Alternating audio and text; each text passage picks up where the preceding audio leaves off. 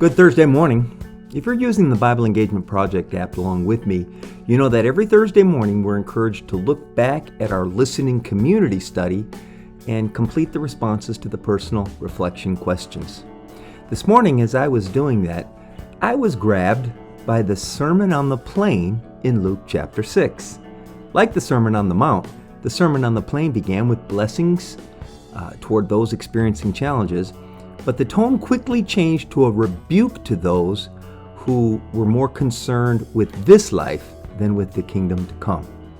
This passage reminds me of the phrase, "Comfort the afflicted and afflict the comfortable."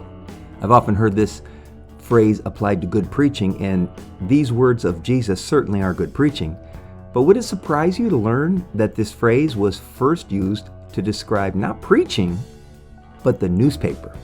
In the early 1900s, a Chicago humorist wrote, "The newspaper does everything for us. It runs the police force, it runs the banks, commands the militia, controls the legislature, baptizes the young, marries the foolish, comforts the afflicted and afflicts the comfortable, buries the dead, and roasts them afterward." The author was lampooning the power of news media to shape events by the way those events get reported. The more things change, the more they stay the same. News outlets are supposed to keep opinions about how things should be on the editorial page and report objective facts in the rest of their publication. Newspapers are supposed to just bring you news. And that's what Jesus was doing as the people gathered around to listen to him teach. He presented the objective facts about the kingdom of God. But those facts, like a good newspaper, can have the effect of comforting the afflicted and afflicting the comfortable. He came down with them and stood on a level place, with a great crowd of his disciples and a multitude of people. They came to hear him, they came to be healed of their diseases, and those who were troubled with unclean spirits were cured. Jesus looked up at his disciples and said, "Blessed are you." And then he said, "But woe to you." I'll let you read the passage on your own. When you get to verse 19, Luke adds, "All in the crowd were trying to touch him, for power came out from him and healed all of them." Jesus doesn't try to get away from the crowd by getting into a boat this time. Jesus is right there in the middle of the crowd, sending out healing power to everyone within reach. Here's Jesus standing on level ground, revealing the glory of the Lord to us in our broken, leveled world. Here is Jesus offering to make our rough places smooth, just as he stood on the plain, sending healing into the crowd around him, describing the blessings and the woes that will inevitably come as the kingdom of God advances. At first, it sounds like Jesus has things backwards.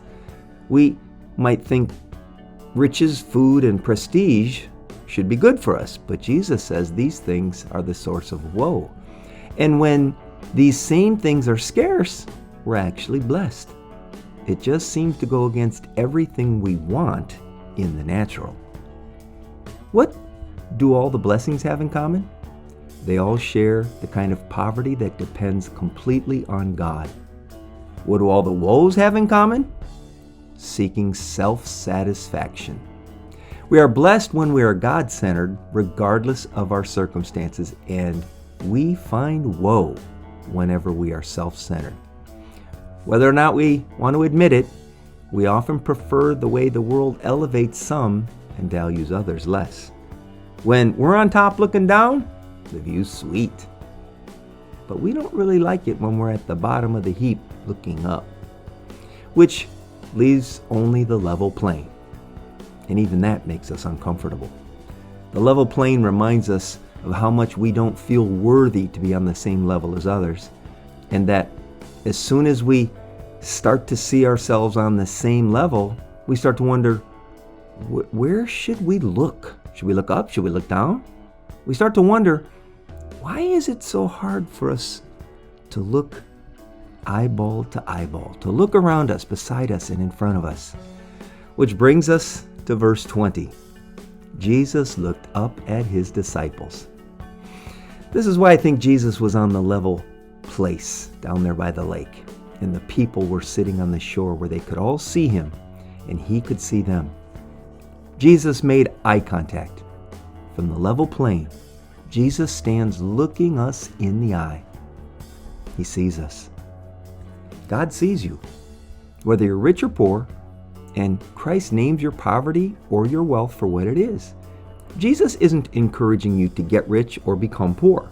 Jesus is inviting you to put everything at his disposal and follow him. He sees you. He knows you. The real you, not the face that you put on in public that you want people to see. God sees you and will stand with you on the level place.